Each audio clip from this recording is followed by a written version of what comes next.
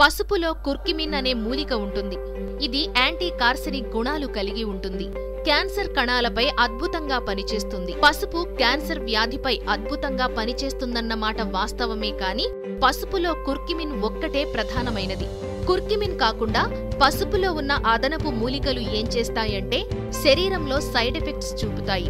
కాని మూలికా ఆయుర్వేద విధానంలో వైద్యులు కుర్కిమిన్ను ఆధారం చేసుకుని పసుపునే ప్రధాన ఔషధంగా చెబుతుంటారు. అసలైన మూలిక అన్ని మూలికల్లో మిళితమై ఉంటుంది కాబట్టి మందు పనిచేస్తున్నట్టే ఉంటుంది.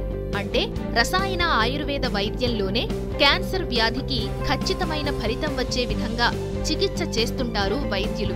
రసాయన వైద్యంలో ప్రధాన మూలికలతో మాత్రమే చేసిన రసాయనాలు నేరుగా సంక్రమిత కణాలపైనే పనిచేస్తాయి. రసాయన వైద్యంలో పాటించే ఈ నిర్దిష్ట విధానం ద్వారానే క్యాన్సర్ నివారణ లేదా చికిత్స సాధ్యమవుతుంది.